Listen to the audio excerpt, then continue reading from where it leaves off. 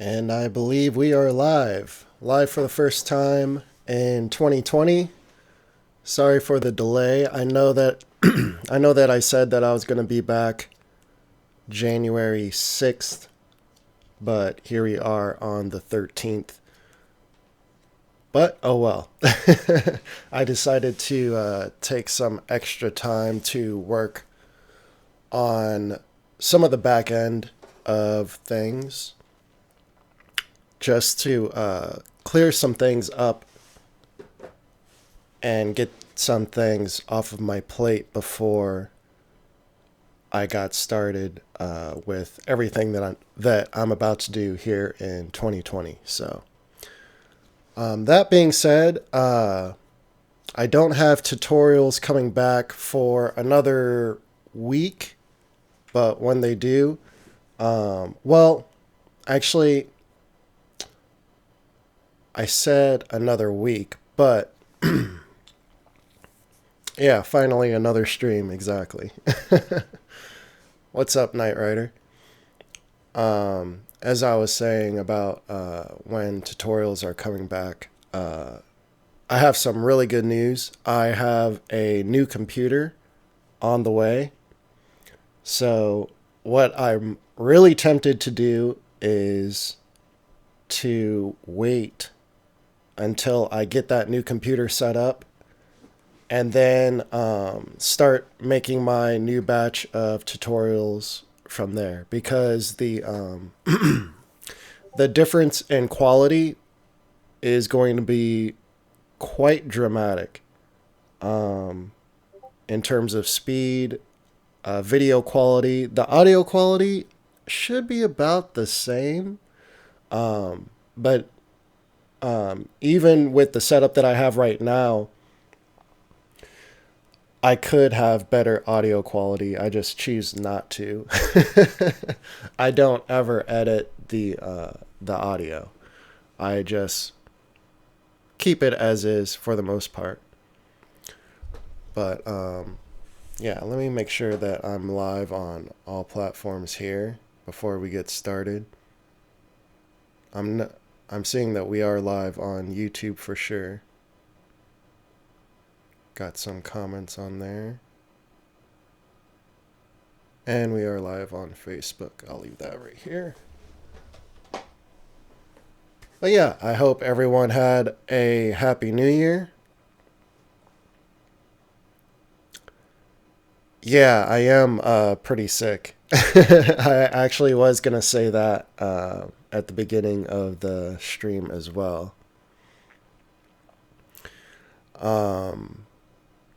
But it's my allergies. Like, I feel great. But yeah, I'm definitely sick with my allergies.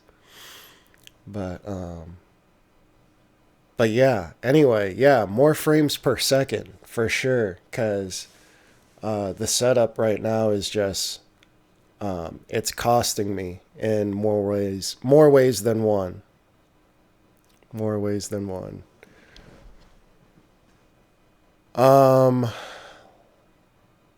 Another thing that I might be upgrading is the webcam itself. I feel like the webcam will be fine. Let me know if the room looks a little dark. From here, it looks like things might be a little dark, but I think things were overly bright before. So, let me know if you guys even care. I feel like you guys typically don't even care. Like, it kind of surprises me how much you guys put up with in terms of the video quality and whatnot. I can already tell that my voice is going to go out before this stream, before the stream ends. Yes, Simo, I did read that. Explain to the chat what happened, because I just glanced over it. All I saw was that your hard drive failed and you didn't have anything backed up. Is that what happened? Is that what you said? But anyway, if you guys are in the market for a new computer, um, the computer that I have right now is ancient. If you guys have seen my previous tutorials, Simo said, yeah, his hard drive died. You know, when it comes to hard drives dying, I've never had any success with, you know, fixing that. Unfortunately, either your stuff is backed up or it's not. That's really all I know in that area. But I definitely wish you the best. That's really unfortunate. Um, so you're about to buy another hard drive for backup, but too late. So which hard drive died? Was that your main hard drive, or was that your like what computer, or what are you talking on right now? Is this a phone? I'm guessing. I'm guessing you're on a phone.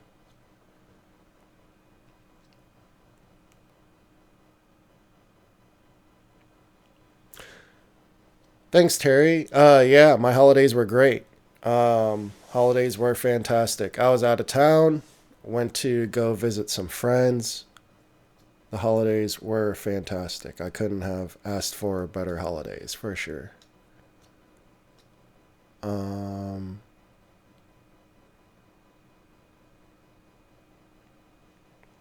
okay, so Sima lost some projects. That sucks. And he mentioned that it was on his laptop. So yeah, that brings us back to what I was about to say. I was about to buy a laptop, but when I really thought about it, I don't think that I'm going to be using a laptop as much for the price, or for less than the price of the laptop. I can actually get a desktop that is even more powerful, and that'll take care of all of my video editing needs as well, in terms of also future proofing my setup as well. So right now I'm running off of a old school Athlon X2 740. I think that's what it's ancient. Like I was saying, if you've seen my previous tutorials where I've mentioned how old my computer is, it's over.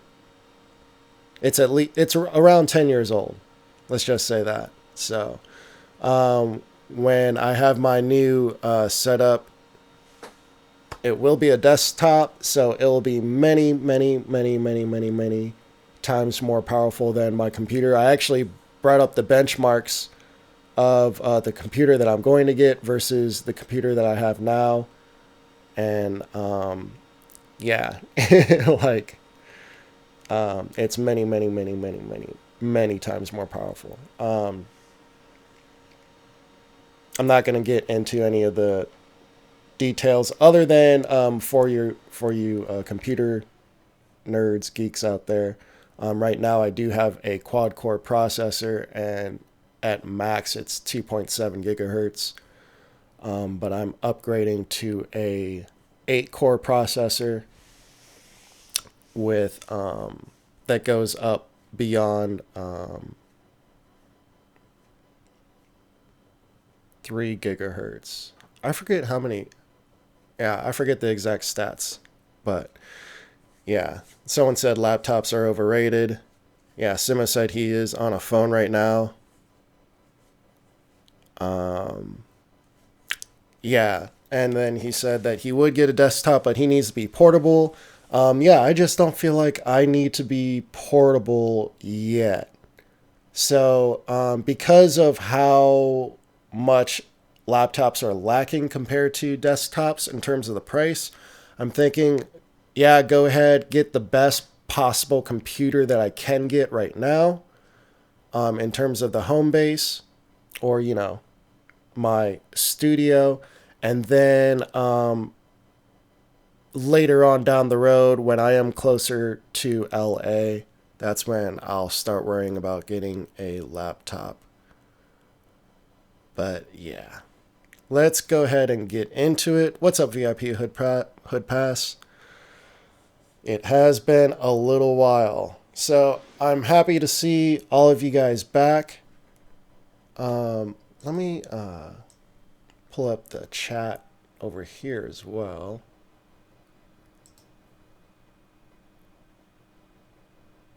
Let's see.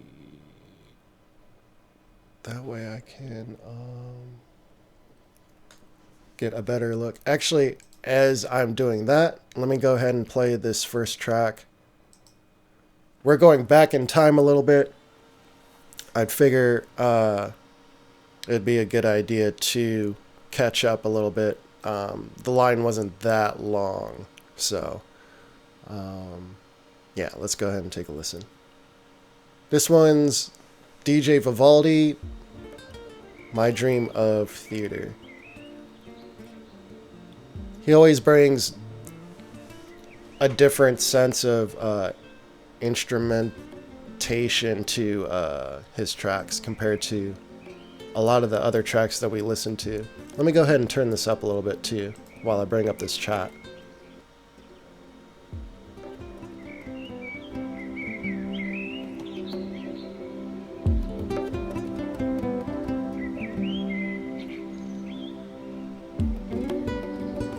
Let me know if this is too loud.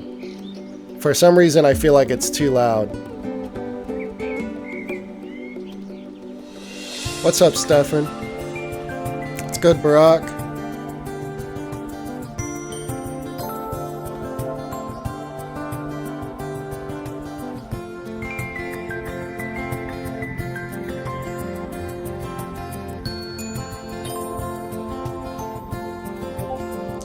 Let's see here. There we go.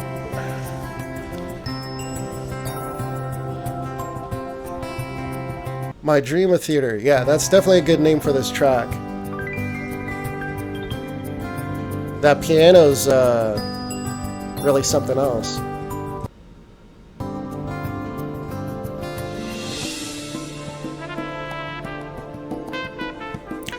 I've also thought of a new setup for, or not a new setup, but a new format for the lives. When I get my new computer, the way that I'm gonna start doing these live sessions after the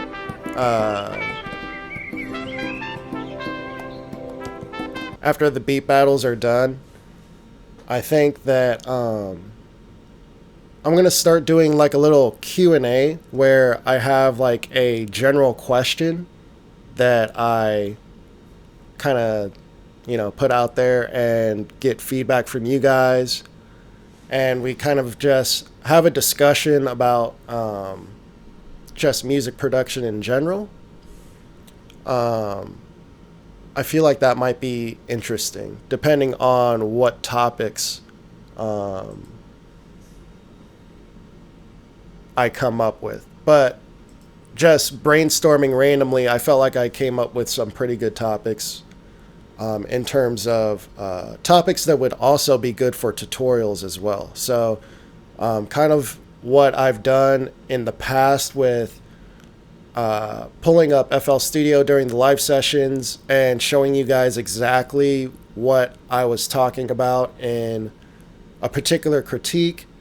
Yeah, I can't count the number of times that I've actually done that, but I've done it a handful of times, and I feel like you guys get a lot out of that. So if I have an entire show dedicated to me doing like maybe 5-6 questions like that, where I feel like I would be showing you guys something and then taking questions and then being able to answer them while showing you guys the answer, live, I feel like that might be something that might work out.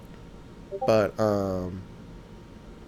yeah, that'll be after. I'll start that after the beat battles are done. I'm gonna skip ahead a little bit.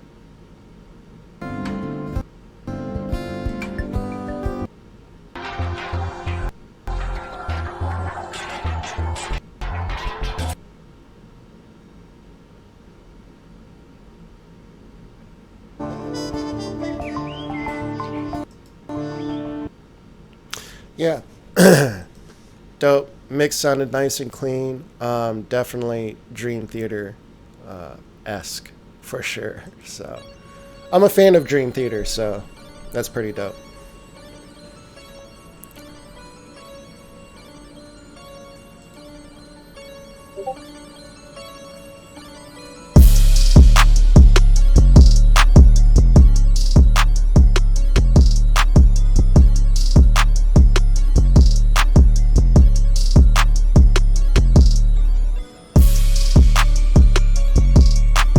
The melody's just a little repetitive, but those kicks are knocking.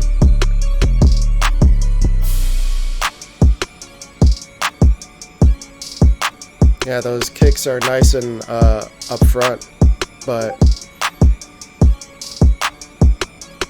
I think we've heard the entire beat pretty much.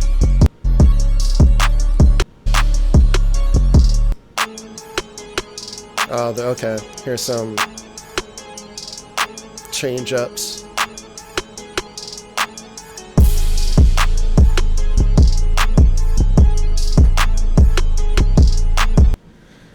And you know what? I mean, there's definitely rappers that don't necessarily even want a change up at all, you know? So that could work depending on the rapper, for sure. But I feel like you always have an advantage when you have more variety in your track, but not too much variety, but not so little variety to the point where, like, you know, your track is 3 minutes long or even 2.5 minutes long, and, you know, you already heard the entire track within the first 20 seconds or so, you know. I can definitely hear my voice leaving, so I'm gonna push hard through this. Yeah, that low end was rock solid for sure. And again, like, sometimes that's all a rapper needs, you know? They just need that bedding, and then, you know, they could just go in. As long as that snare is, you know, not being muffled or anything, they really don't care too much about everything else in the track. If they just hear those drums, you know, they could do whatever. I love the melody here. Oh crap, was that a YouTube video too that we were watching? I'm supposed to be liking. Fresh and dope music. Oh, this is harsh. Yeah, let me go ahead and subscribe on my live channel.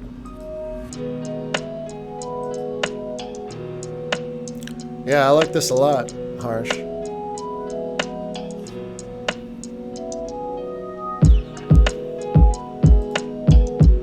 What do you guys think of this beat? I feel like people might not like this beat as much as I like this beat, but I like it.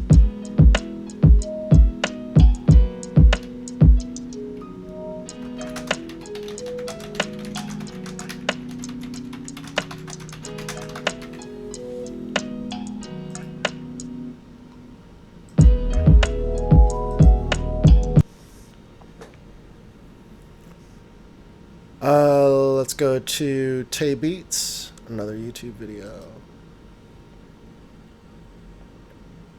Yeah, too chill for Sima. That makes sense.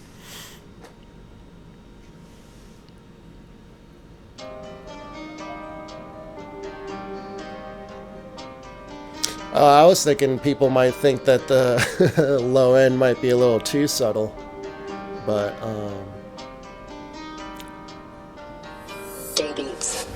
yeah. I mean, it is a chill beat, so having it more subtle makes sense.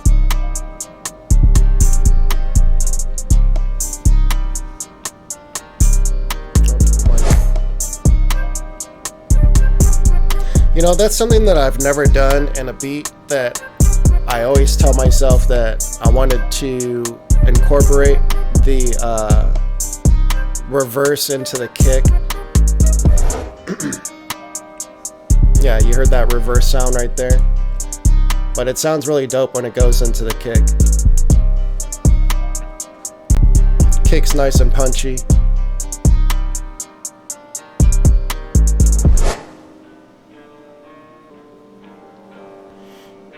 Simo doesn't like the low end. Low end's not bad. What's up, Influxus?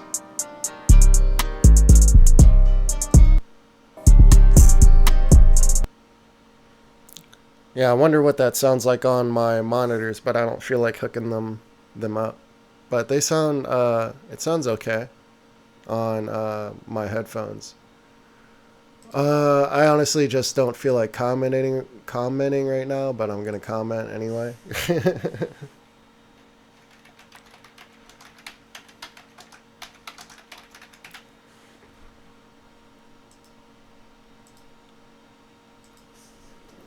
I kind of want to just listen. Actually, yeah, that's what I'm gonna do. I'm just gonna, for the rest of these, we're just gonna listen, just to kind of get through these a little faster. Just because I am sick.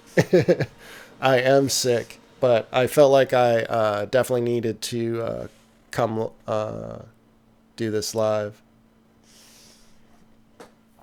What's up, DeAndre? Good to have you. Simo basically would have made the low end exactly the way he makes his low end. Pretty good. Pretty good. Fatal Slap 1. I don't think I recognize this name.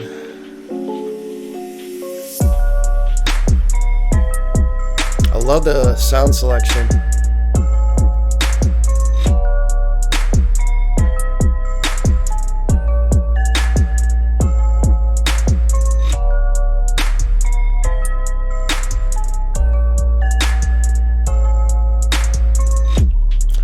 Ocelot. Yeah, we've heard beats from Ocelot before.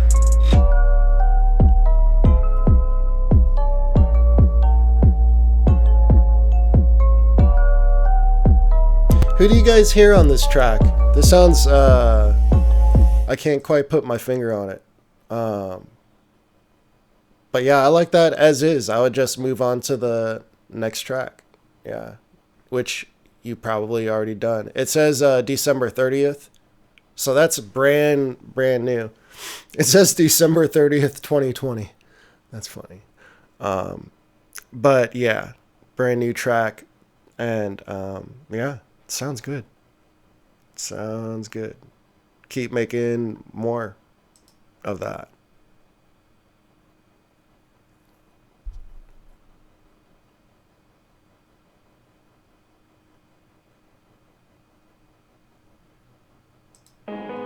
Oh, Sima doesn't even like the sound selection either.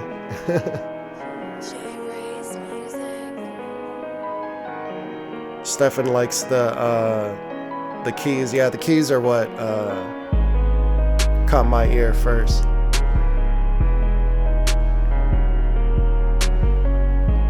Yeah, for all the new people that are in here, Happy New Year. This is the first live since 2019, so it's good to be back connecting with you guys once again. Hit that like button if you guys would like to show your support for the stream. I do apologize that I am sick, but I definitely wanted to do this for sure. I like the piano melody here. I like the sound selection as well. The painting sounds good.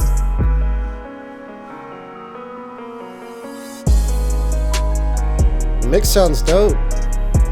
Everything sounds dope. Everything's in key, thank God. Yeah, Jay Rays, if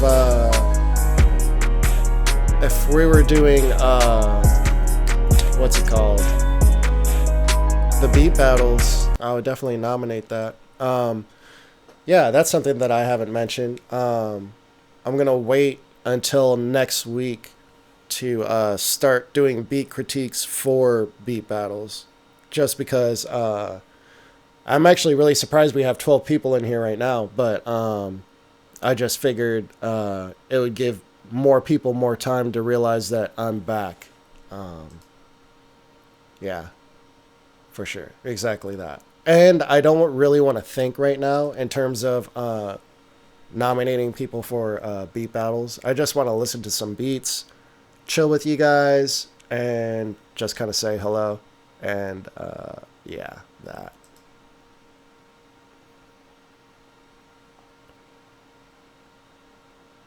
Happy New Year, Alchemy. I always want to say alchemy. Alchemy. Do I have a beginner's video on how to get drums to hit harder? I think you can even type in hit harder on the search of my Inflightmuzik channel. And there is a video where it kind of shows that with kicks and 808s. It's actually one of my most watched videos. But off the top of my head, okay, this beat sounds dope too. But off the top of my head, I can't think of all of the videos where I talk about making the drums hit harder, because I mentioned that sporadically. I need to have like one all-encompassing video, which is what I'm going to concentrate more in 2020. Having just bigger, more encompassing videos to accompany the shorter videos that I've been doing. Yeah, that's really chill, really ambient at the same time, and dark. Yeah, I liked everything about that beat, for sure. Another one from Ambush.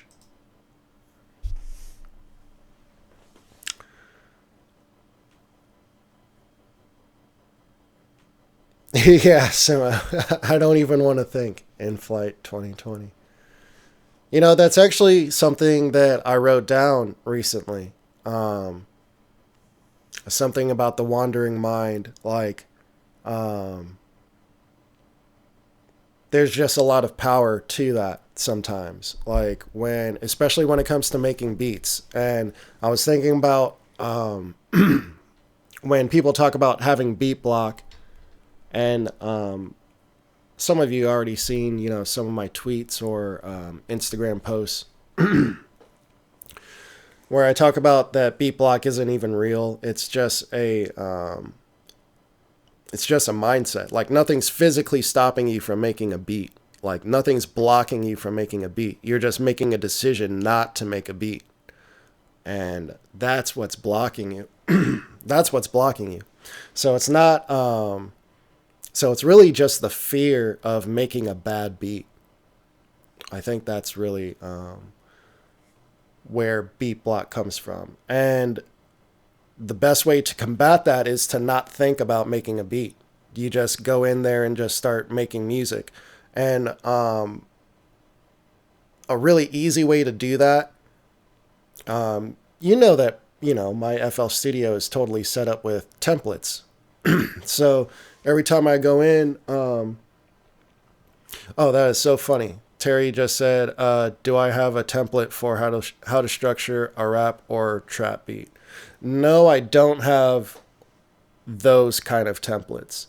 But I'm sure that would be helpful for a lot of people. But I personally don't have templates set up like that, because I've never structured two beats the same. When I say that, I don't mean I never literally have. I just mean that I never think about a formula in terms of structuring my beat, other than that I know that I need the chorus to play at least 3 times, and I need at least 2 verses and an intro and an outro. But the order of all of that, I don't think about, any of that. I just do what feels right. But yeah, making a template is one thing. But further than a template, another thing that you guys can do is make a palette. So like an artist, when they're, about to make a painting, if they already know what they're about to paint, they kind of go and pick out their,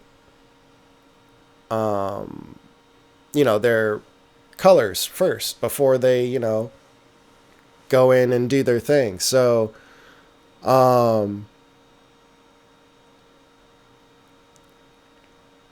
yeah. Yeah, they don't want to think. But just having your sound selected before you go in and start making your beat, that could help you a lot, because it's just less for you to think about. And you could just go in and just start, making your beat without kind of stuttering your thoughts, in terms of going back and forth between your creative process of coming up with melodies versus scanning through presets, trying to find, or, scanning through plugins, trying to find sounds in the middle of you actually making your beat. So just having that all right there in front of you, like a template, that could definitely help you guys out.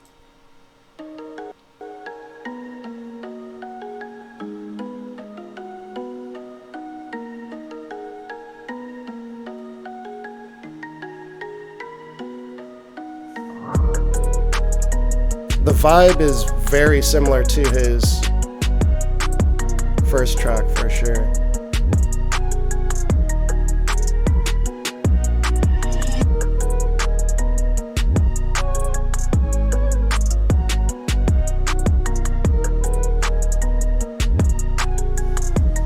What's up, King Nebulous?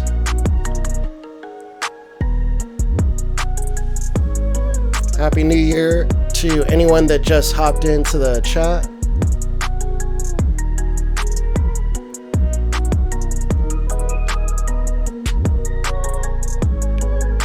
Yeah, that's definitely a good process, Simo, for sure.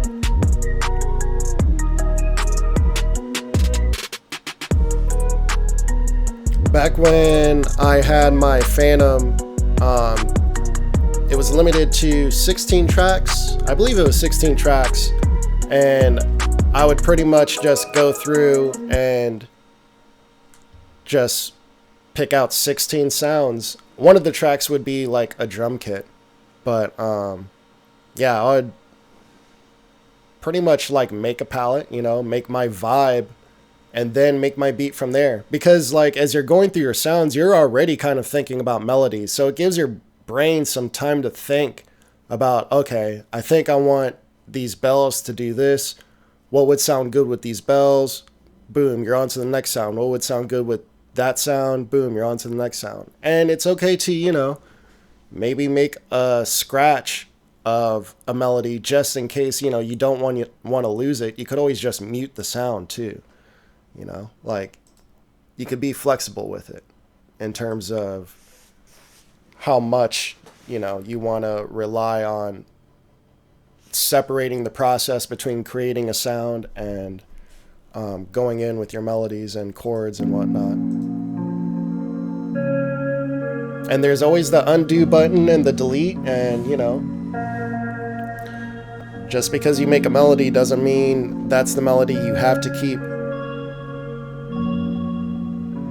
And you can make judgments based on, whether or not that sound is the sound that you want to keep. So it's, vice versa. Maybe the sound is dope, but the melody needs to change. Or maybe the plugin needs to change and the melody is dope, This is fire. Bananimous.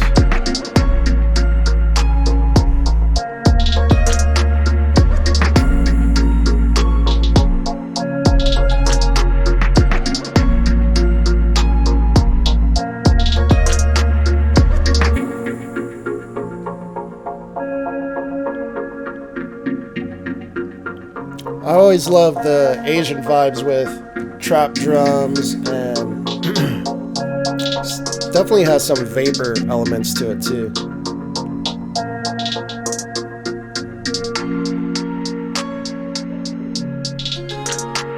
And the use of that growth speed effect, I mean, maybe it's not growth speed, but you know, the turntable effect that you have going on that string, you time that so perfectly with the accent on that string. Like, it's so clean. It's so clean.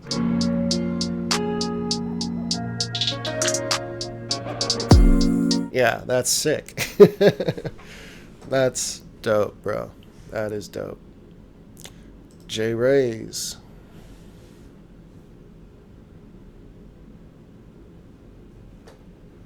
Yeah, it was growth speed. Okay. Okay. Appreciate you clearing that up for us, No Name. That was his beat.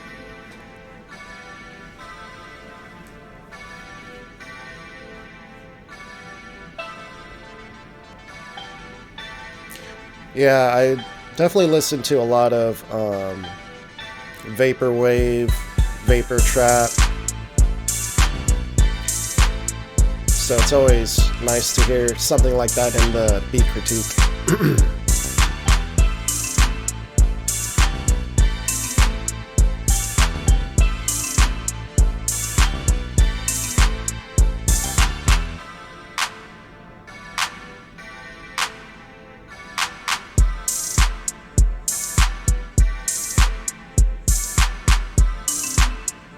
I guess those are the number of bars that Terry is referring to.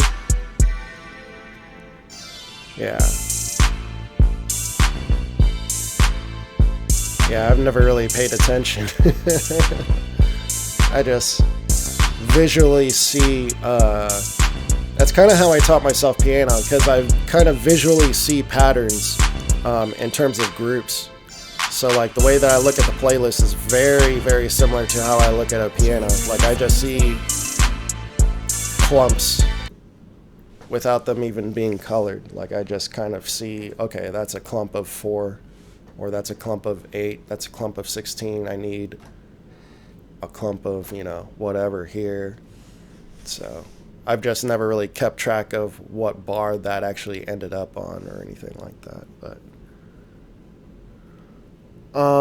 Stefan says hats are a way forward. There was something about this.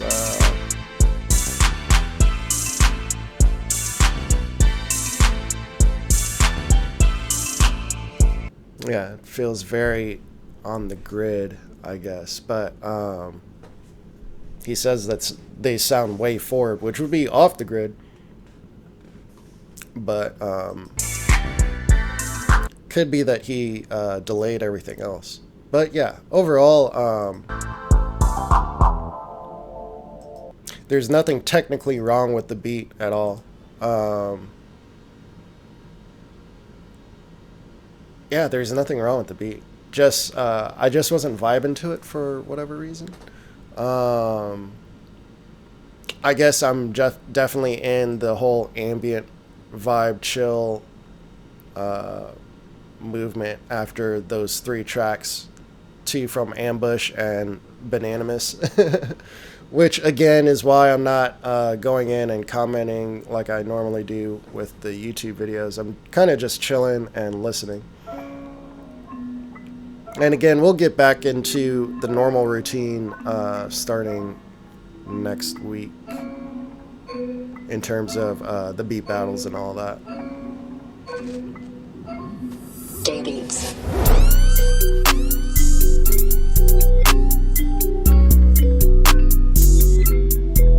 And you guys will see that whole process that I just kind of went through really soon live, because I have that 30-day or 15-day 2 beats a day beat challenge coming up. So you guys will see exactly how I make beats.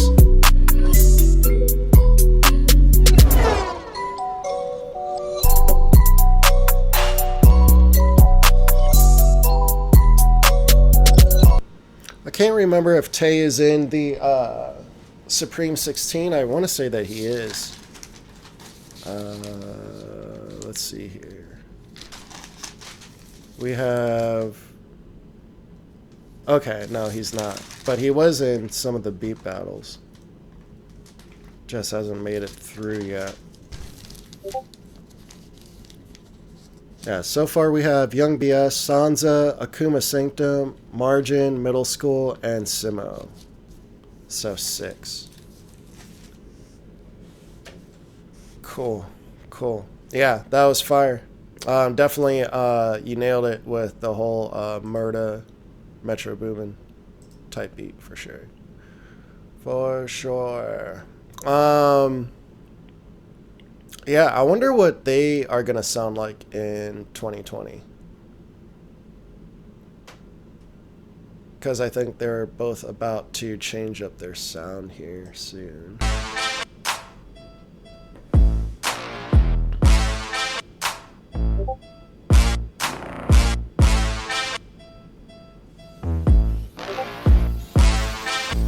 DeAndre says, why don't you incorporate a live cook-up in a step-by-step process? I guess kind of like a live cooking show, like Emerald Lagasse, so on and so forth. I thought about that, but that kind of takes away from the creative process sometimes.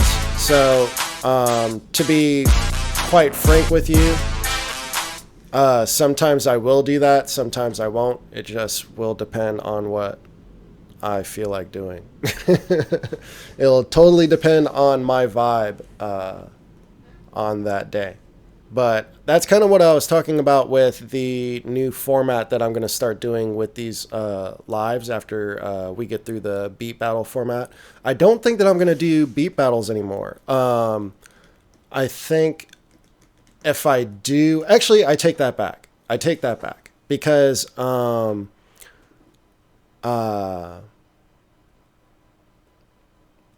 the way that I'll do them in the future, like, I'll just make sure that I work around any breaks that I know that I'm going to take. Yeah. That way we'll get through them a lot faster. So I think that's the only issue that I was having. It's just that it's hard to have a really long period where I'm not going to leave where I will have to, you know, will be able to do lives at the same time. What are my thoughts on a 10-minute cook-up challenge? Yeah, I'll do one of those. I can come up with a schedule. Yeah, I have done that as well.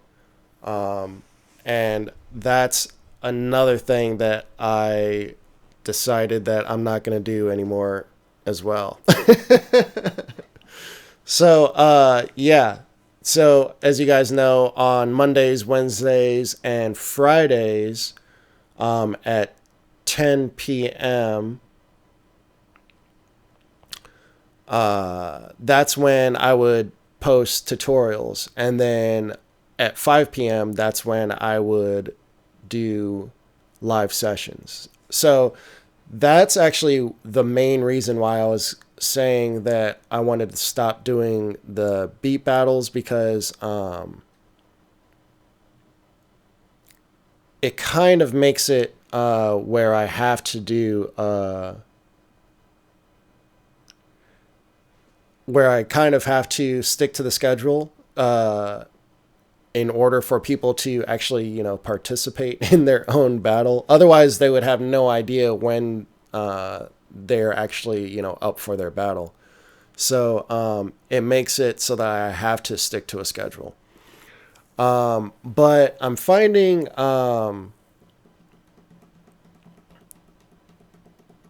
it's actually better overall not sticking to a schedule when it comes to YouTube, in terms of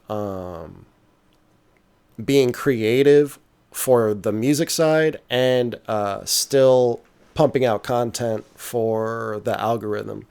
I did notice that posting every day doesn't really do anything long term. Like I had some videos where I was posting them back to back, and it didn't really do anything other than what it normally does. Like there wasn't like a huge advantage. So basically I was just doing more work. But there was a difference between posting every other day versus posting 2 days in between or 3 days in between.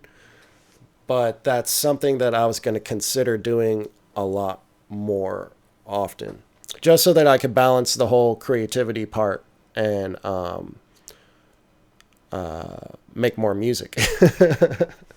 Because that's, yeah. Believe it or not, I definitely want to get better at making music myself. So I got to refocus on that for a little bit in 2020 so that I can start getting these placements and eventually start making more higher quality videos. And that starts with the new computer that is coming here in the next few weeks or so.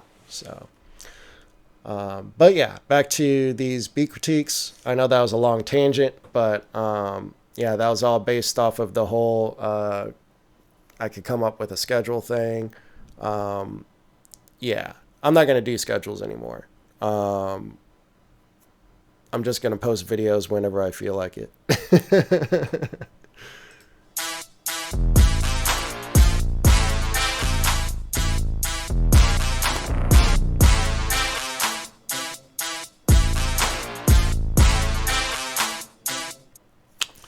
It literally sounds like you recorded audio direct from a Casio. And no joke, there's some dope Casios out there. But that brass reminds me of like old school, like there was this keyboard that they used to have in the music library on campus at SIUE, where I used to go to college. And that sound, that type of sound, that brass, that synth brass was definitely on there for sure. But it reminded me a lot of that sound for sure. But other than that, I'd say like the EQ sounds a little overly bright on everything. The genre, I'm not really sure what genre that is. Says he tried out transient shaper on every track. Interesting. Well, that's where the extra brightness is coming from for sure. So if you used any saturation or any distortion, I'm sure you used the limiter, compressor, anything like that, and you have transient shapers on every track. Well, now you have all these transients that are activating all these plugins, or, you know, maybe you don't have any plugins, but it sounds like you definitely have, you know, your EQs and probably some form of saturation. So even light saturation, now you have all these transients kind of creating extra harmonics that are going to brighten up the overall track. And that's where all that harshness is coming from for sure. But yeah, let's go to J Ray's.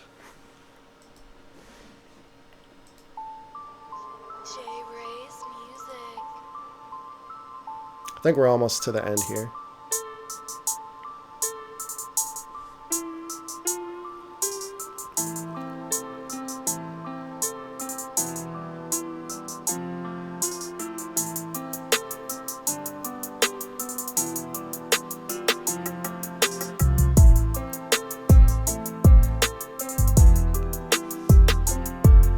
But yeah, in return for me not having a schedule, I don't think it's going to affect you guys at all. And that's the main reason why I'm not going to stick to a schedule anymore. You know, I think you guys will show up whenever, you know, it's time to show up, like you guys are doing now. Like, I'm surprised that we have 14 people. I was definitely expecting About half, for sure. I was thinking it was going to be a single-digit live stream. I mean, but here we are.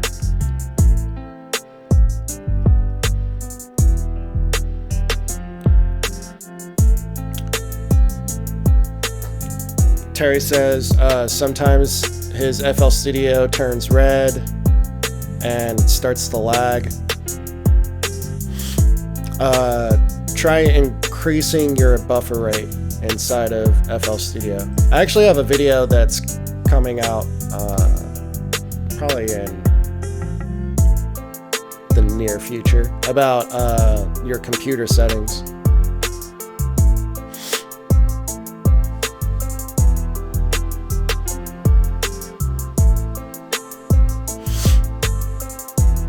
I can't wait to have a fast processor. But yeah, go to your audio settings. Mix and buffer switch helps. Triple buffer helps. Using an ASIO driver helps.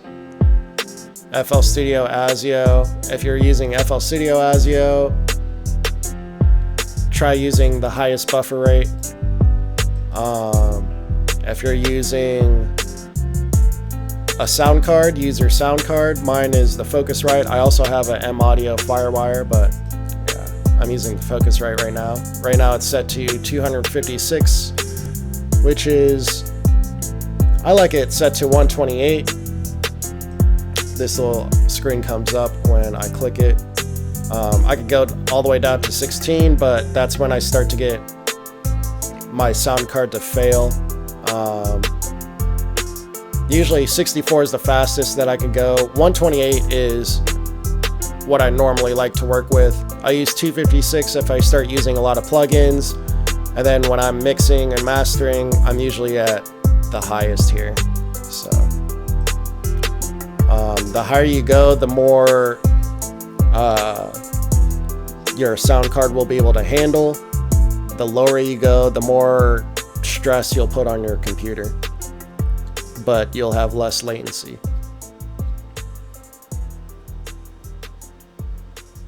Well, if you have FL Studio 20, it's already turned on automatically, so they should. Simo's talking about Smart Disable.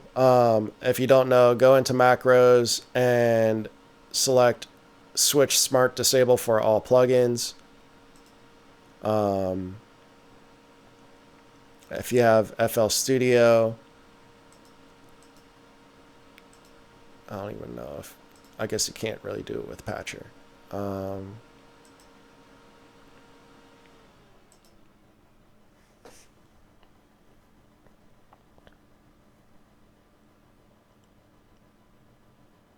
My computer is so slow. My computer is so slow. I'll show you one other thing after this too.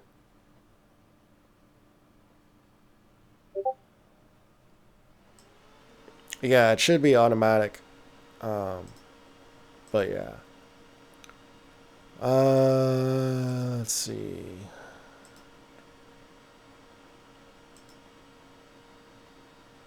Smart Disable.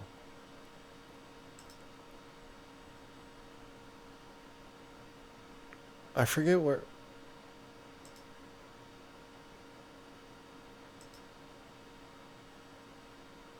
Oh, well, allow Smart Disable is right here in processing. But because I clicked that before I added this plugin, so you can see right here it says Smart Disable is not turned on. Make sure you're in your audio settings. You have Smart Disable selected here. And then when you go into Tools, Macros, switch Smart Disable for all plugins. Now it will turn on when we go to this drop-down menu. But to do it for just that individual plugin, you could just click it on and off. So I just clicked it off. Now I'll click it back on, and there you go. Another thing that you could do, go to options, project general settings, and I have my time-based PPQ set to 144 because it changes the performance of my MIDI controller. Like the lag is slightly different. So I get a slightly different feel with the keys on my piano, and it just sounds a little more realistic for me. But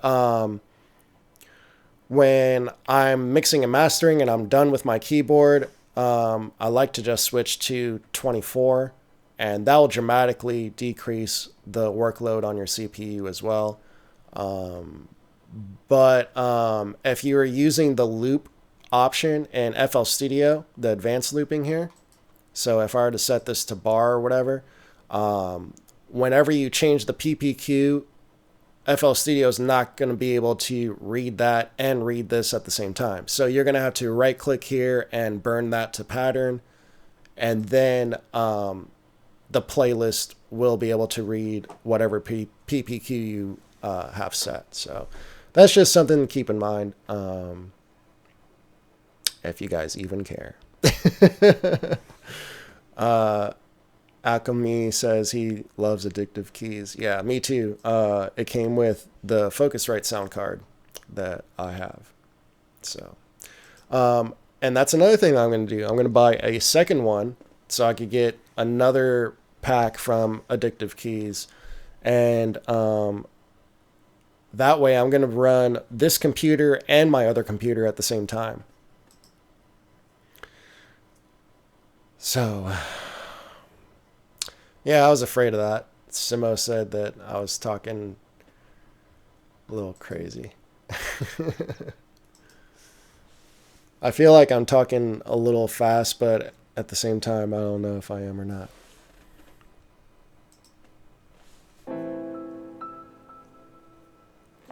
I totally talked through that entire beat critique, but like I said, these aren't really beat critiques. I'm kind of just chilling and listening.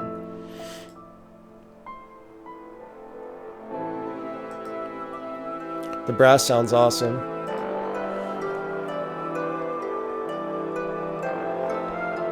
Strings are really nice.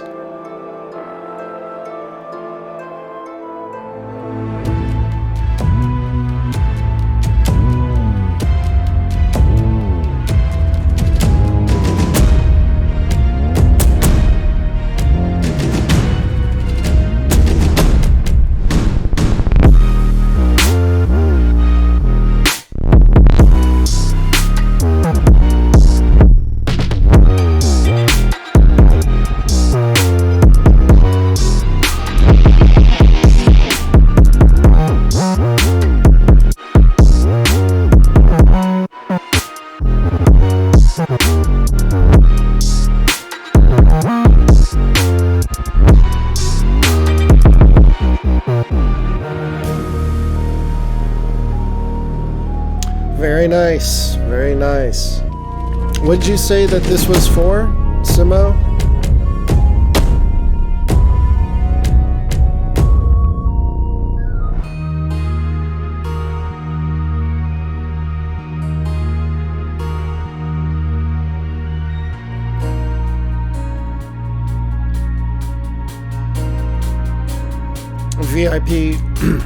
VIP hood pass, it shouldn't matter.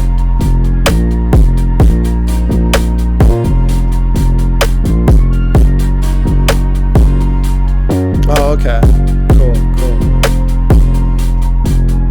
Yeah, everything sounds nice and clean. Nothing's peaking. Like it sounds like you cleaned up the frequencies quite a bit.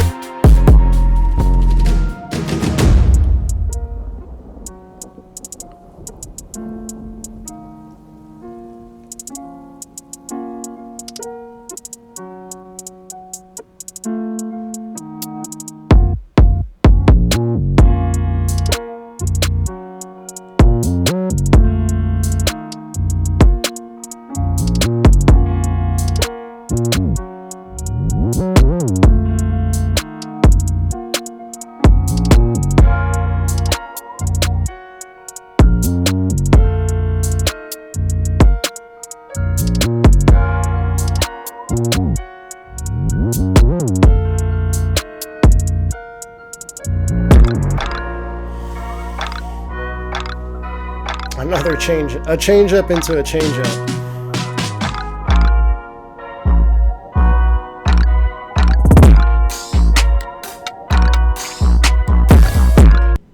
That roll was so clean.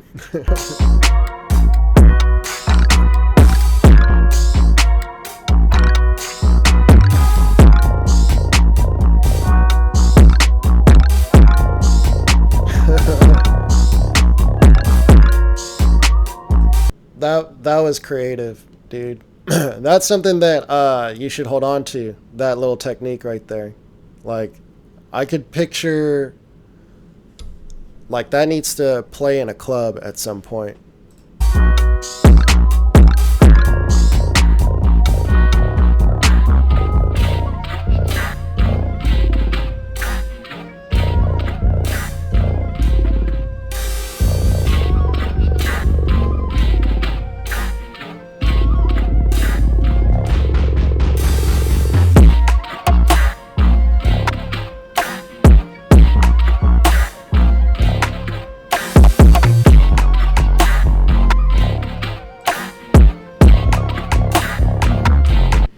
Dope. Everything slaps. And yeah. Everything was slapping.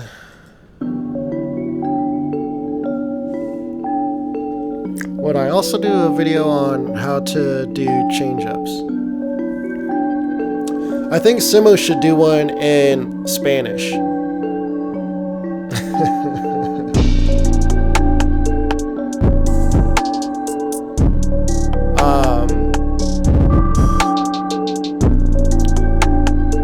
But yeah, I definitely should. I will at some point. I have a lot of videos on the way. Like, I'm really excited that coming up with videos is not one of my issues. Videos and titles, and I think I'm finally getting the thumbnails figured out.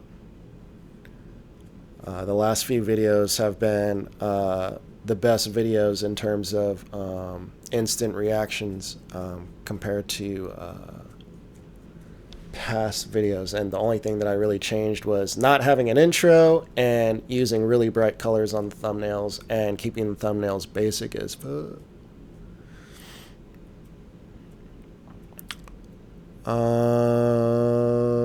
This beat's dope.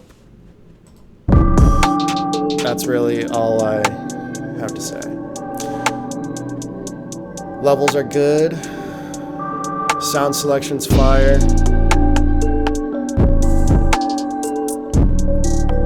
Nice and clean. Really original too.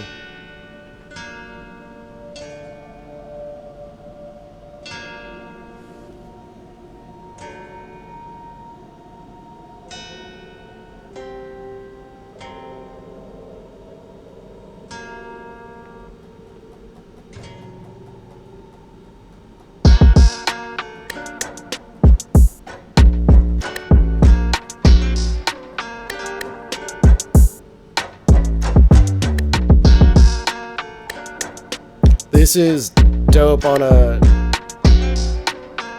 different level.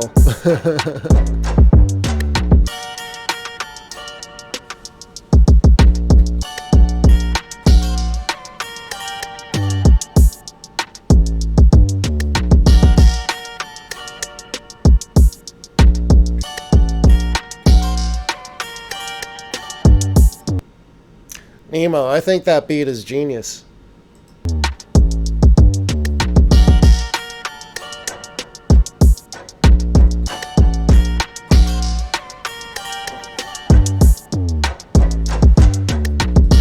Yeah, that beat's, I love that beat. Back to sneaking.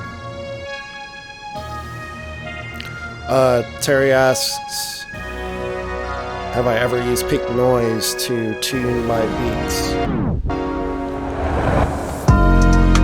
I've used pink noise to level my beats, and I've used pink noise to master my beats by using pink noise as a sort of EQ curve.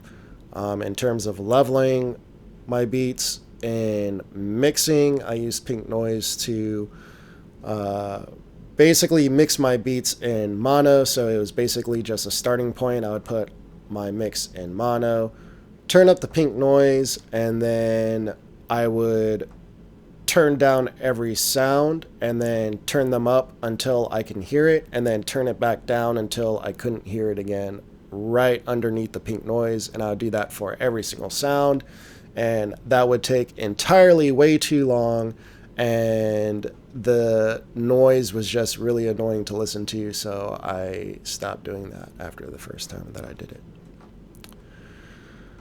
So, but that would be what you would do if you were to mix with pink noise. And again, that would just be a starting point, and then you would take that out of mono, and then you would sort of rebalance. So just the process of having to rebalance anyway, you might as well just balance without the pink noise in the first place. But yeah.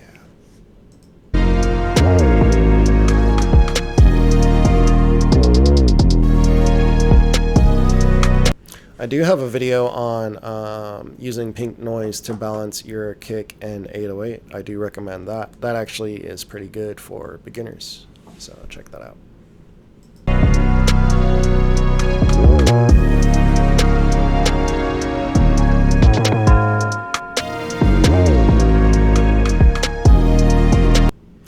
This track has a little more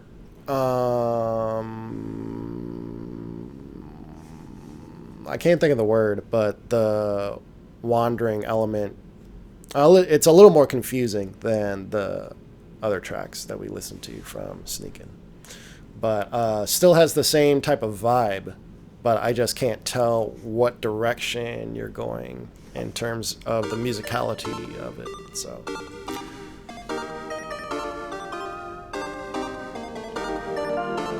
I'll be right back.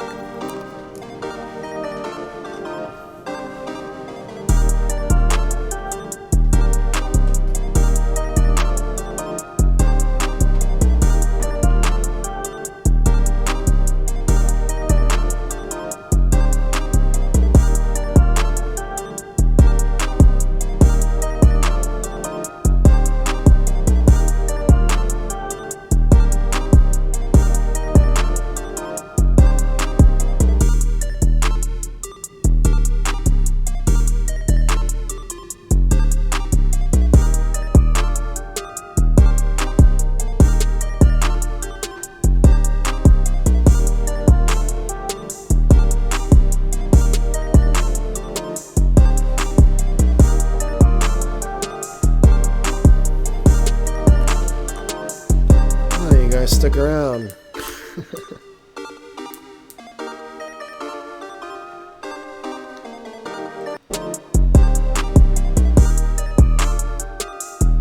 Video game vibes, pretty cool. The mix is just a little bit muddy, and the mid-lows, mid-range, I'd say. So maybe clean that up on a few of the sounds, or you could just do that to the overall mix, but I always recommend doing that to the individual sounds first, or on the instrument bus.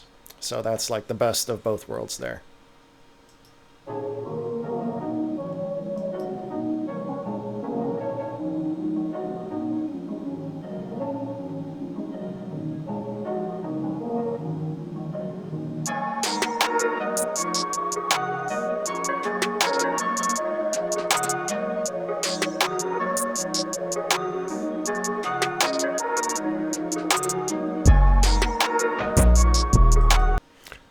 I like that you're just kind of doing your thing here. Yeah, let me play this other one real quick.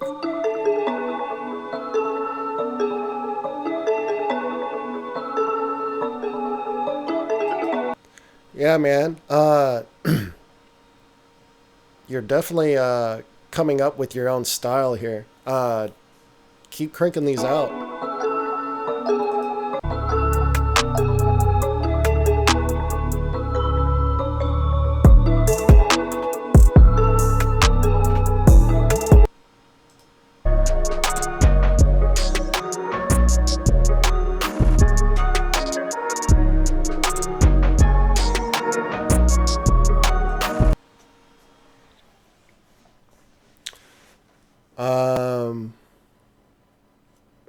I don't use monitors. I actually just have computer speakers and some cheap computer speakers at that, on top of cheap computer speakers, and then my headphones. Are PreSonus Aris a good option? I think that those are better than my computer speakers.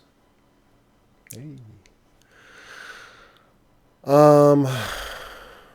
But for the price, it depends what size that you're getting, too.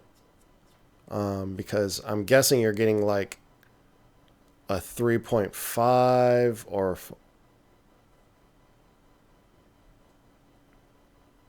okay, so I guess they make a 4. So yeah, I'm guessing you're thinking about a 4 or something smaller than, your traditional 6s, 7s, and 8s when it comes to monitors. When it comes to that, what I recommend are headphones. But you already have headphones. So yeah. You're actually in good shape then. Having just, something, the 4.5 or the 5, that's fine. It'll still help with not having to listen to the headphones the whole entire time, because eventually you'll learn those speakers. You'll learn the speakers in your room. Just pull up your favorite mixes, listen to your favorite mixes, and then you'll know what a good mix sounds like, in those monitors. And then, just make sure you use those references as you mix your beats. And then you know what your previous beats sound like, that you've listened on multiple sources. Excuse me. Use those as references as well. So, but yeah, good vibes.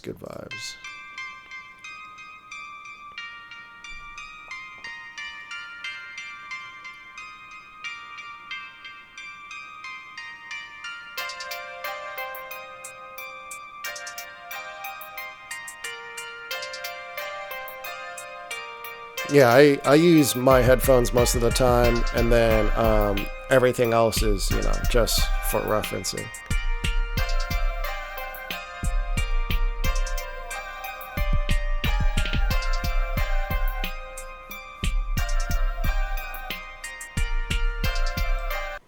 The melody in the background, or not the background, but I should say the sides, the left and right sides, it sounds like a high-tuned piano. I almost want to say that if you took those out of the beat altogether, the beat might sound better, because it just sounds a little too crowded.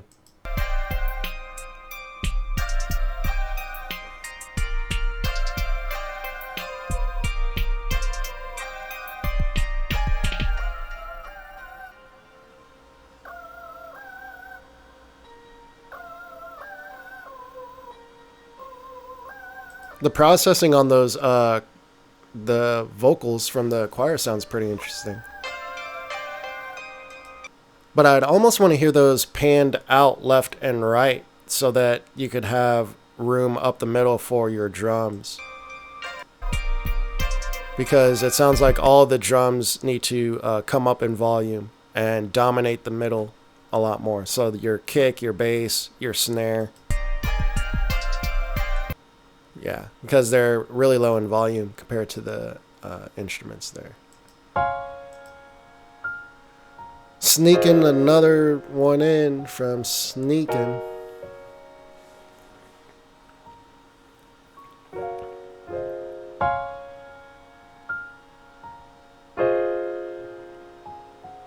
Terry says he has 2 sets of studio monitor speakers and doesn't use them. What do you... I was not expecting that. Especially from Sneaking. Oh my gosh. That's hilarious. Your producer name fits you well. Fits you well. Um, Tell me everyone else was as surprised. Oh my god. Um, so yeah, Terry is short job, I believe. So what do you mix on? I'm guessing you have headphones or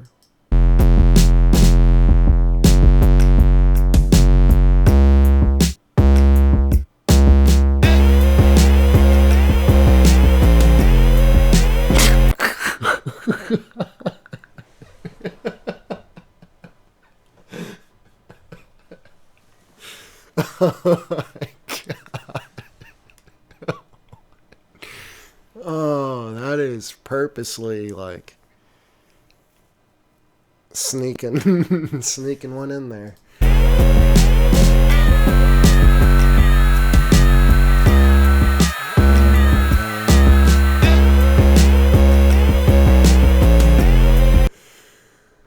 Okay.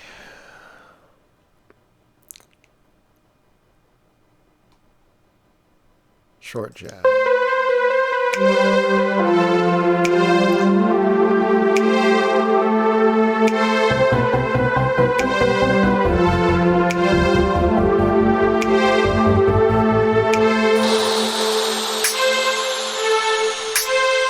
Short jab productions.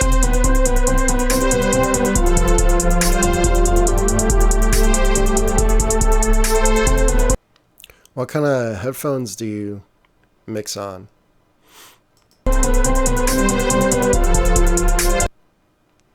Yeah, open back headphones tend to be better for mixing, but you could still do it with closed back too. Just all depends whatever you want to use, really.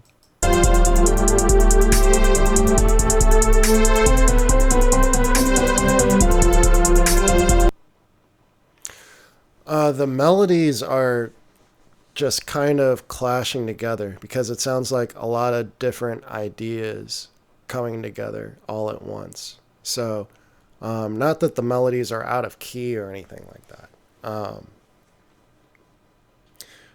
Using the arrangement can help you out in terms of when those instruments come in and play. But having them all play at the same exact time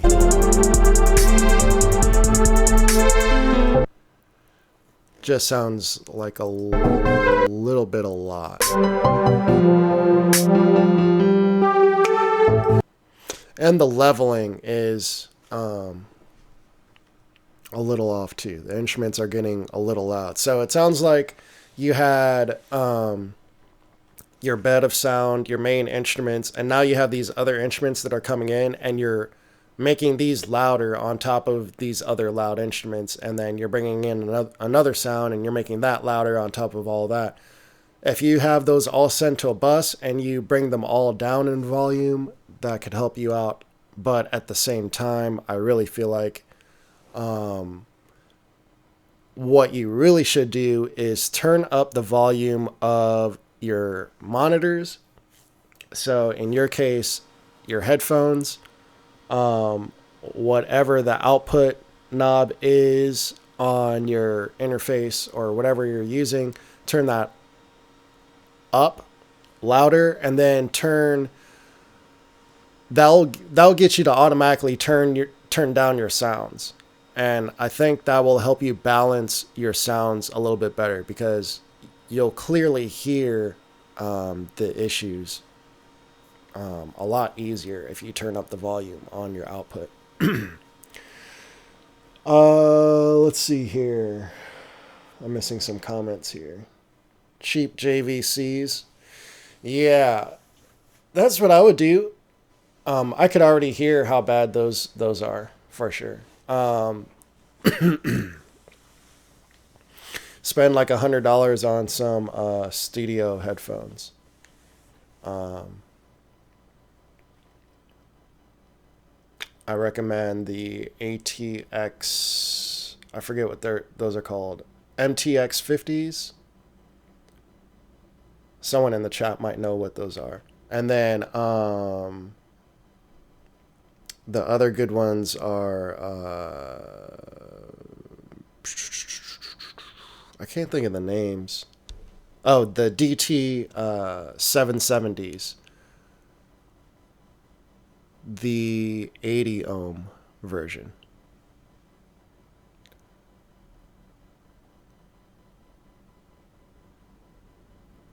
Yeah. And then I use the Sony MDR 7506s. I will probably never use anything else but these in terms of main mixing headphones. I do plan on buying the DTs, the Bayer Dynamic DT 770s eventually, just to have another reference. But I'll always use both, if not at least this one.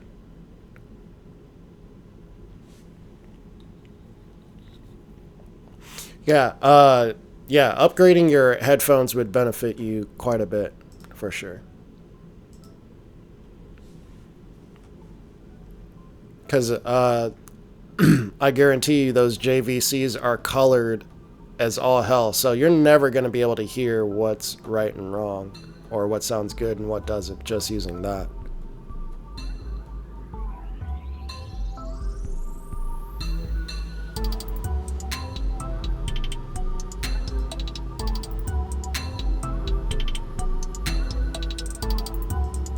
Yeah, anyone that tells you they have DT 770s and they can't mix on them, don't get mixing advice from that person. And that's coming from someone that doesn't even own them. So I'm not talking with bias here. Like I said, I use the Sony MDR 7506s. But yeah, the DT 770s are great. Yeah, a lot of leveling issues. Speaking of leveling issues, I'm like yelling into the microphone here because the computer fan came on. That's another thing that I'm hoping that I doubt is going to get resolved, but I hope gets resolved. Getting a new computer. Hopefully it's a lot quieter than this one. You would think with 8 cores, it would be,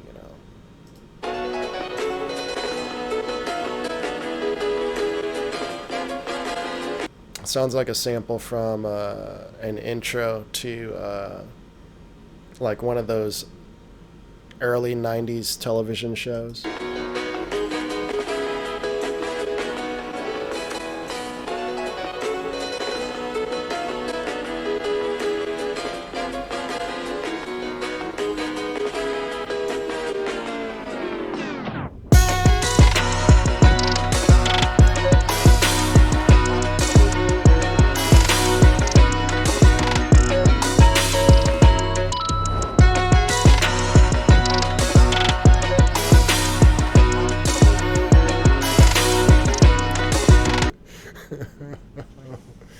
You went wild with that one. And then at the same time I read, buy some Be Quiet fans and install them. I get what you're saying. Buy some quieter fans and install those. I hear you. Yeah. Yeah, we'll see. We'll see.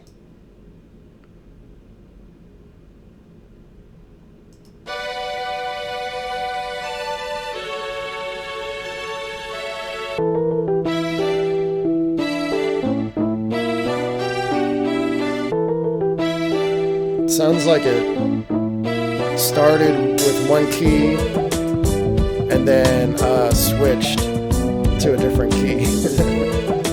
Okay. A clip is saying Be Quiet is a brand.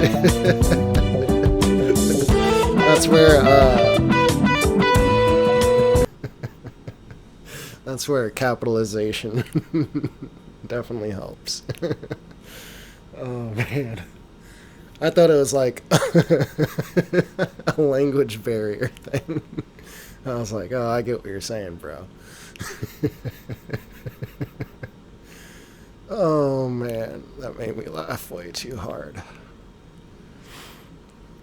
Yeah, I was thinking about building the one that I was about to get, but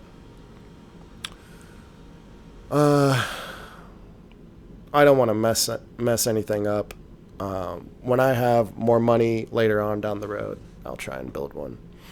When I have money to mess up a computer, or when I have money to like have a budget for a computer and then spend that on me getting the parts to build the computer and then realize I don't have enough parts, which probably isn't going to happen. I know all the parts that I need for a computer, but maybe just getting the wrong part or having something not compatible.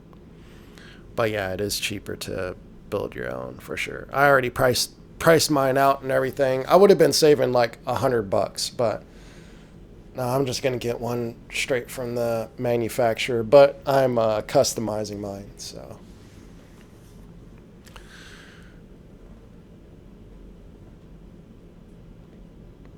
It's crazy to see Inflight laughing like that, because in the main channel he's like average sound geek who doesn't even know what the hell fun means. That's great.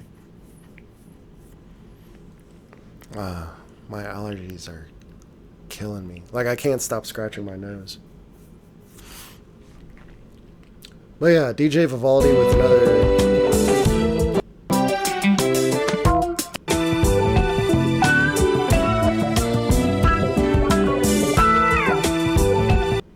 Killing it on the guitars, man.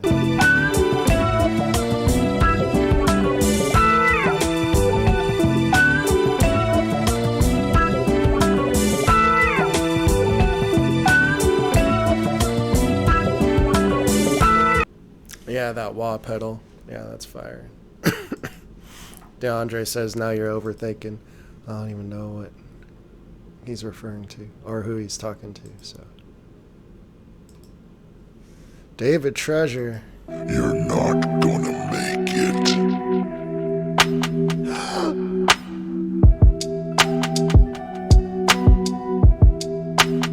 What am I saying? This is totally different from what David Treasure usually submits. What am I saying? Oh, wow.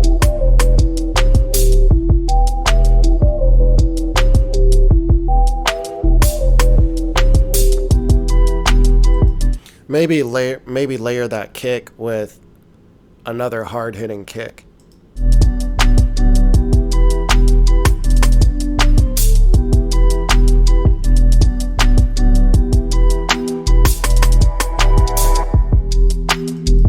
Surprisingly, I could still hear the notes on that bass, even though it's like really, really way down there. I could still pick out the notes.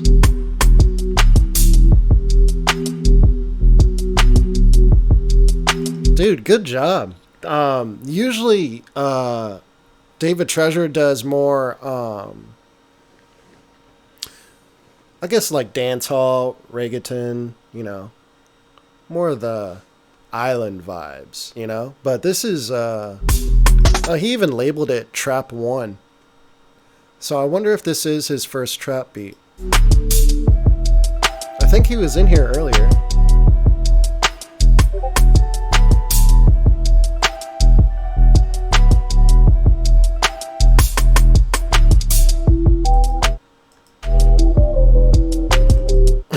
And that, dude, I want to know if that's a loop or not that you're using right here, because this is fire.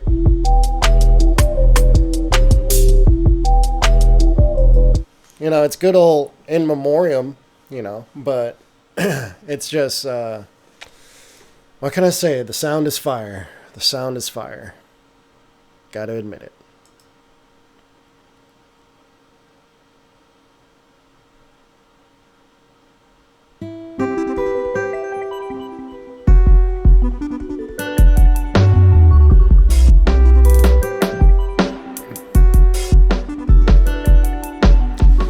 says he noticed some excuse me, sidechain issues on the last one.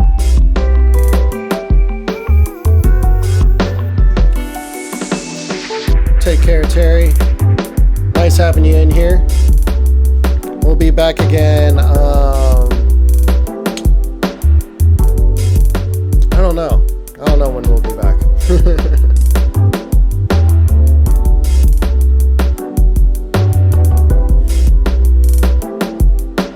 We might be back tomorrow. Who knows? So I think that both of these are another one from David Treasure. There's something weird going on at the beginning of your tracks where you have 4 seconds of silence. No problem, J Rays.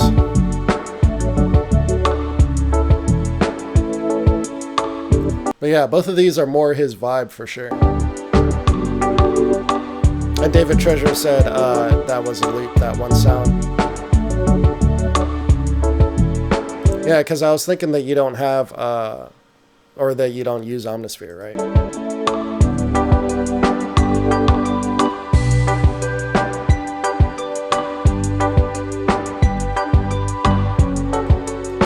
Dude, that makes me feel like I'm playing some video Nintendo, you know? That's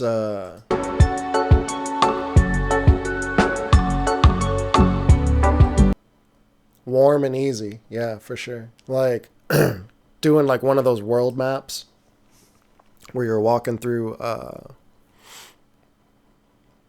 yeah, like a world map. I don't know what those are like technically called. You know, like on Pokemon.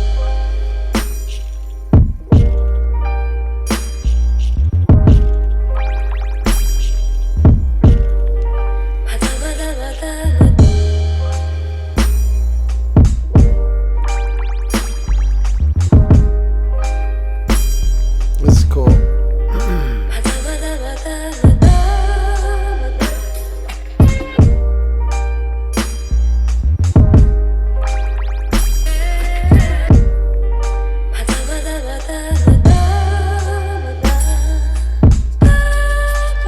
Yeah, yeah, in RPG games, exactly.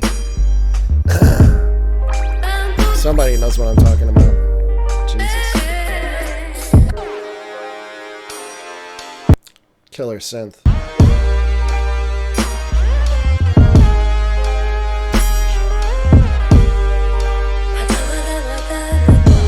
Yeah, this is fire. Fire.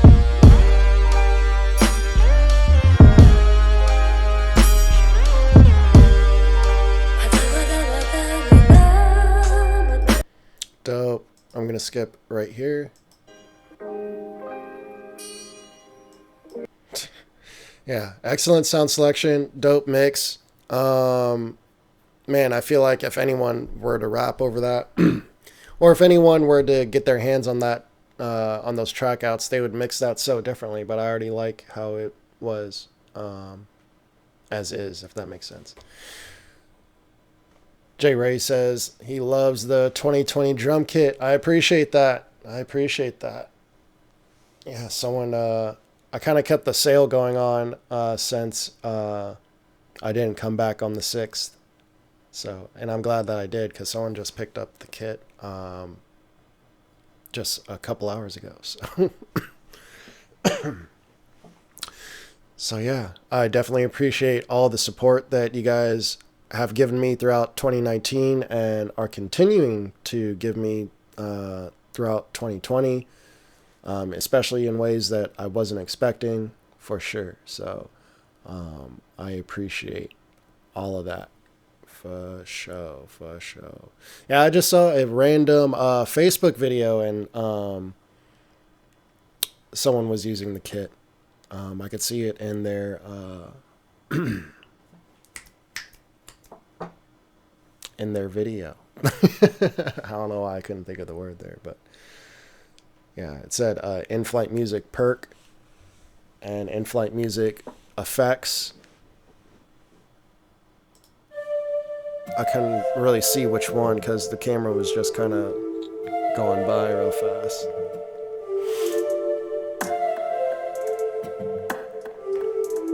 No problem, Nemo. I appreciate you. Sneaking, changing it up again.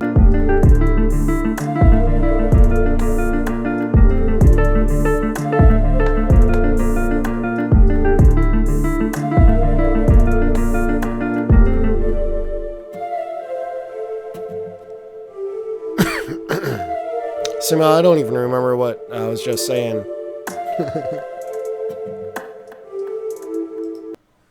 But yeah, sound selection's dope on there. How old are these beats, Sneaking? And then I just skipped over Simo. I guess Aton's in here too. I'll play Simo after I play all of Sneakin's.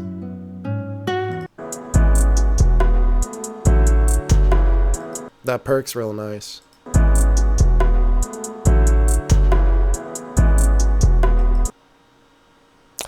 Oh, Mixer Rack, actually.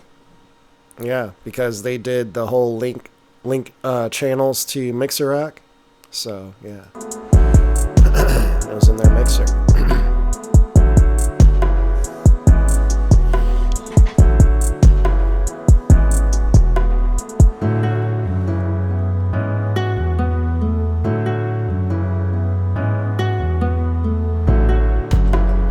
But I also thought of a brand new idea with a way to sell kits that's not the same. What's up, Aton?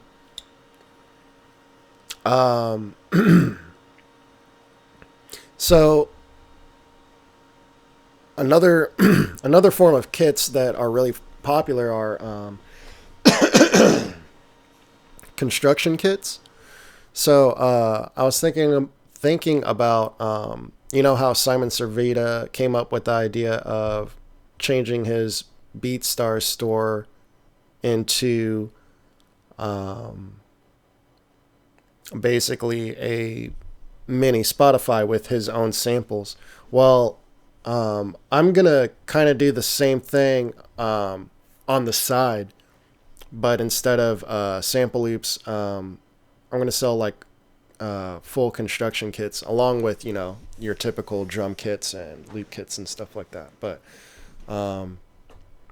just something to throw out there in case anyone wants to, you know, find another form of income that might supplement what you guys are already doing. I feel like construction kits could be a good route, because I feel like that offers a lot. Because,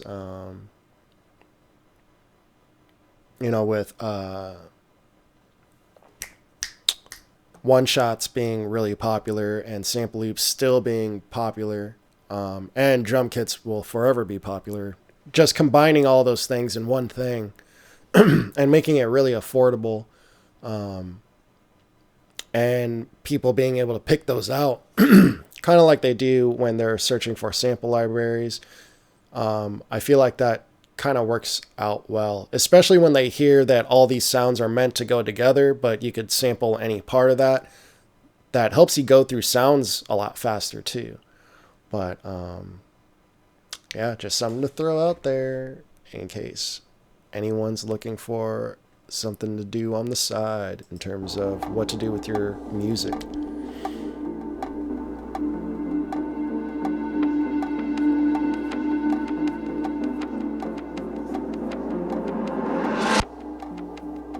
Yeah, it's exactly that idea. Splice.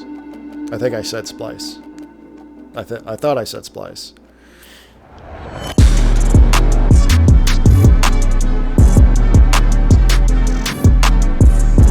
I haven't heard of Momentum.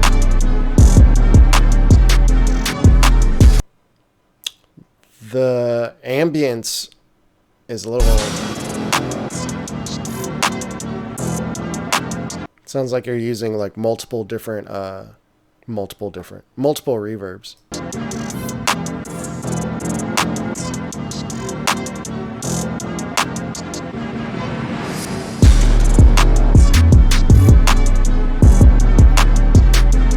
And then you even have a Lex Luger key change in there. That's hilarious. That's crazy. I'm going to play this other one from Sneak Into.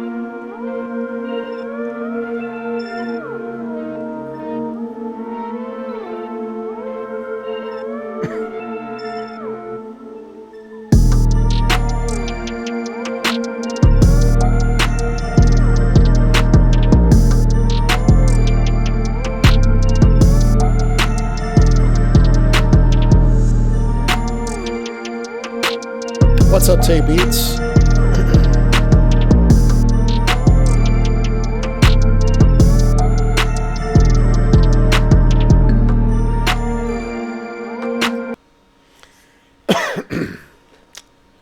I like that vibe, for sure. But Sneakin', you have quite the palette there. It's pretty interesting. Pretty interesting. Yeah, I hear FL Studio Mobile's pretty good.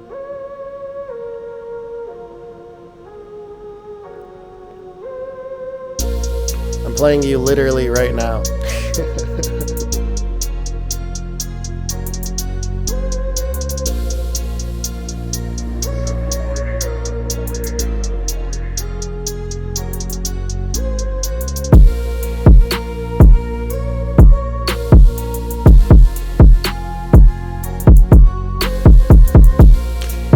Yep.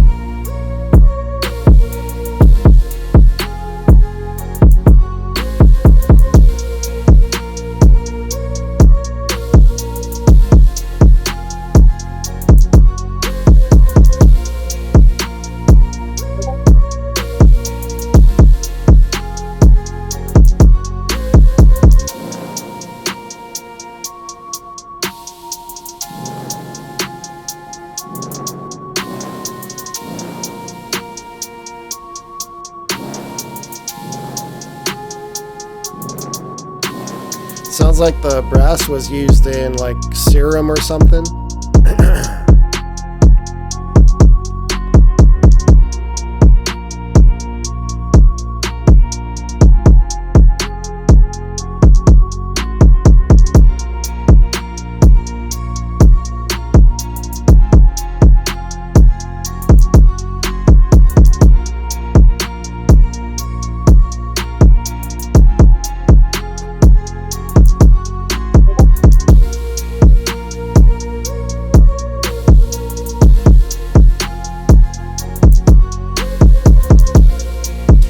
Yeah, I don't know why I said like Serum or something, but yeah, I basically meant in a sampler. But yeah, I should have just said one shot.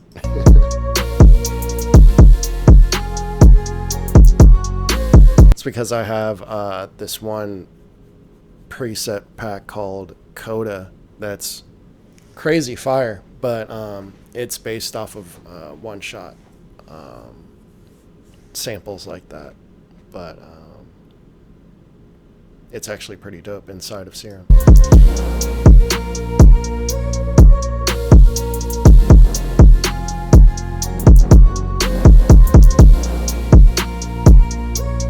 Yeah, I'm sure you can hear that kick in the on the phone for sure.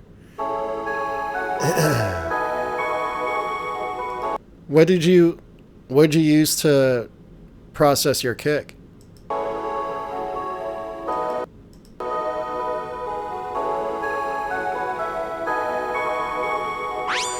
Pretty good. I'm assuming your usual parallel.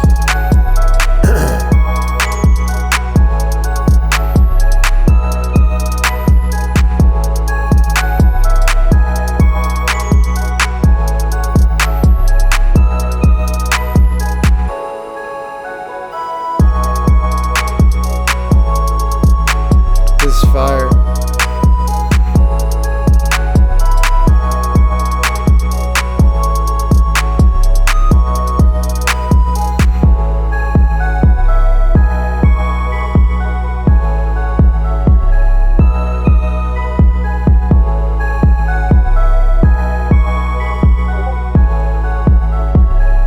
Peyton says volume. No, I know what volume definitely sounds like that's definitely not just turning up the volume knob. Plus, I've seen his chain a few times, but it's something we've talked about a few times. Like, usually when I do parallel processing, though, it's usually a lot...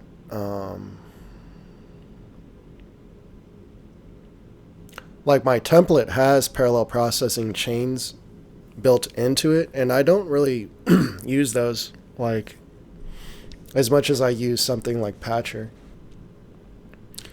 But yeah, I don't really parallel as often as I probably will with my future-based projects.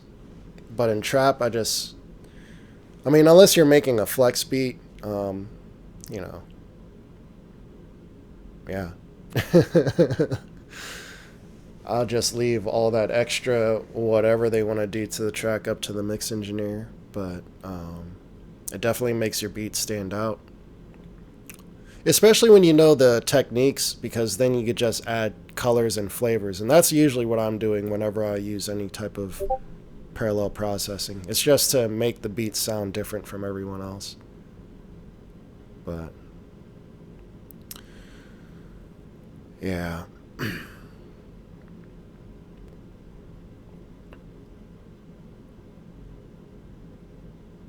Aton says he hasn't parallel compressed in a while. Inflexus says, or asks, what is parallel compress?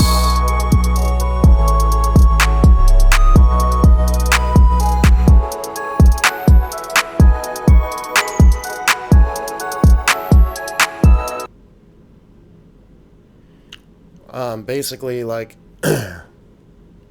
to explain it clearly, there's easier ways to do this than the way that I'm about to explain it. But basically, if you have two tracks, yeah, just read whatever Sima just said. I'm not even gonna read what Sima just said.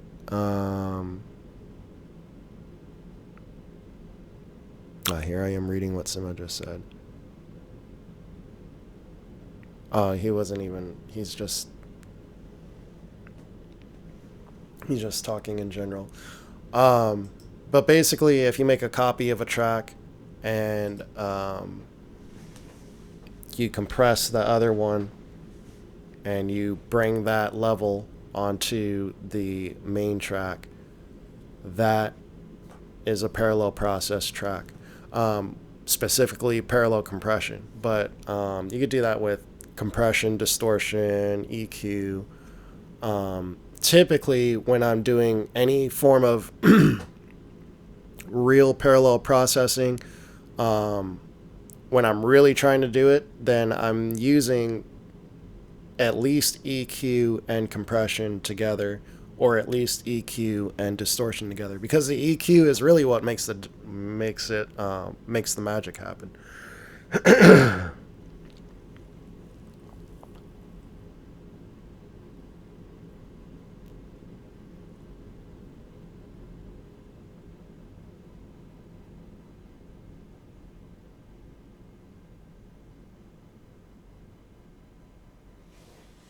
But yeah, just helps to fill in space. So now we have Aton.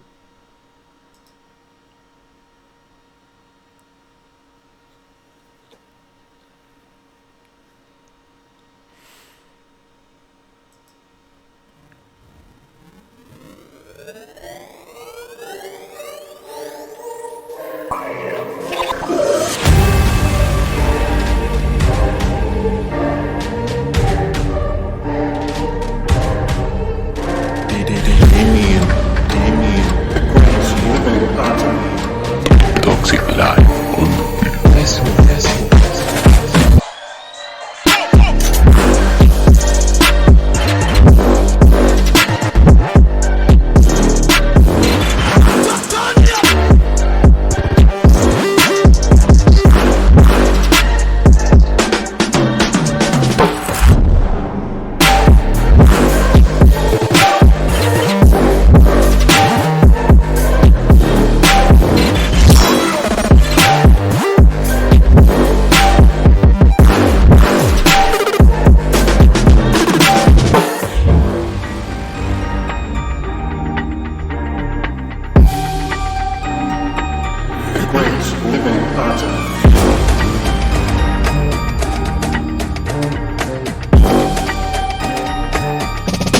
I like the swing on the drums there.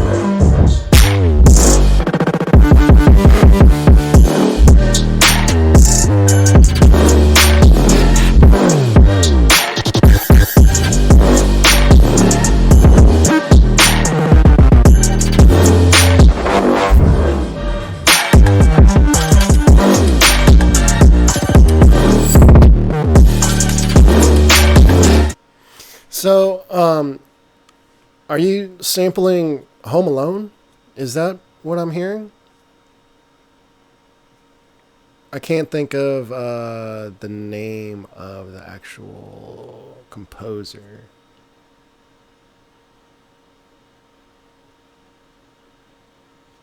But yeah, fire, fire, fire.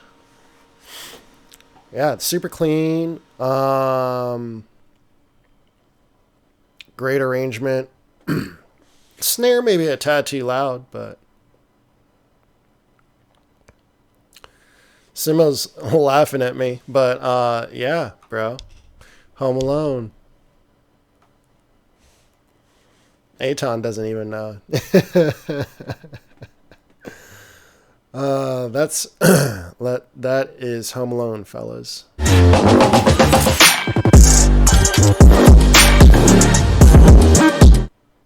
Yeah, that's Home Alone.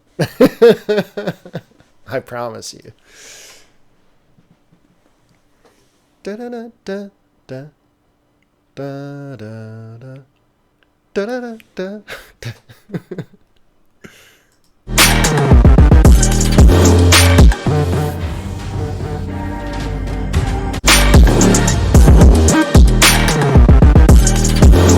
Yeah.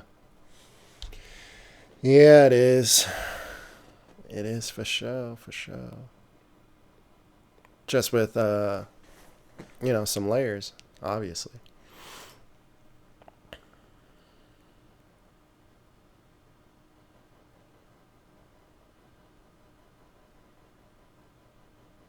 The sample is called Boo Flip. Aton can hear it now. Now you can't unhear it. You'll never be able to unhear it.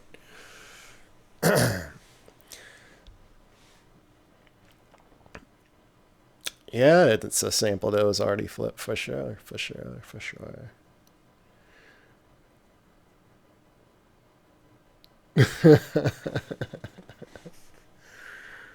Oh man, that movie's so good.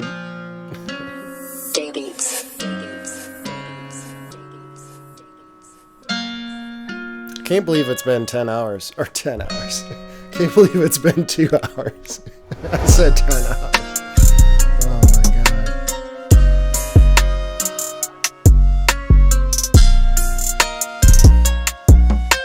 god. Rim shot's nice and crispy. The whole beat's nice and crispy. Sound selection's on point. Little halftime change up. Kick is knocking. And the 808 sounds solid. Another fire beat from Tay Beats.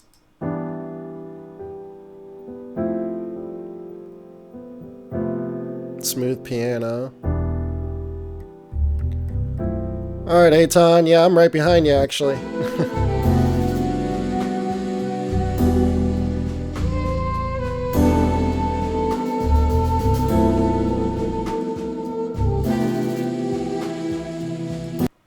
I feel like I recognize that sample from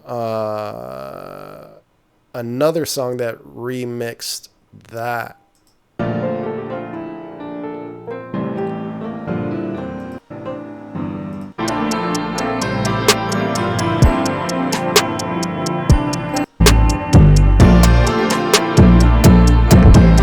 Yeah, the levels are off. The 808 ended up being too loud.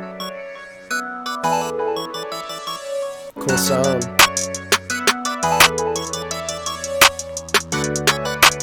Snare's a little too loud.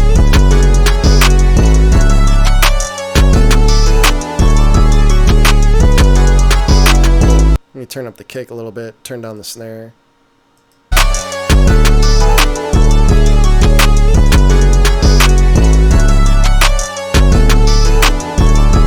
some EQ, clean up some of the extra frequencies.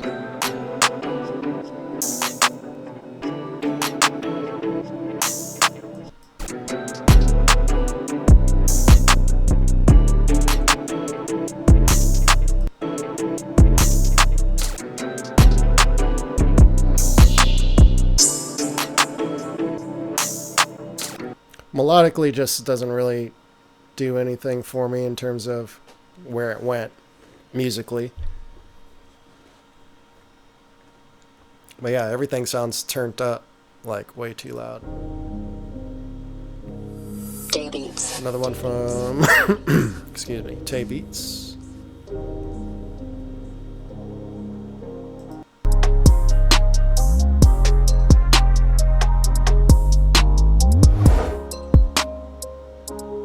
Dope sound selection, clean mix.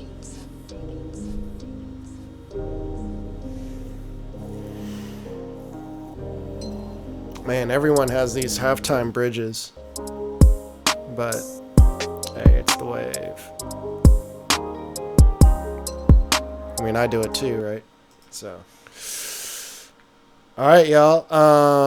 I don't know when I'm gonna be back, but I will be back sooner rather than later. The next tutorial will be sometime this week.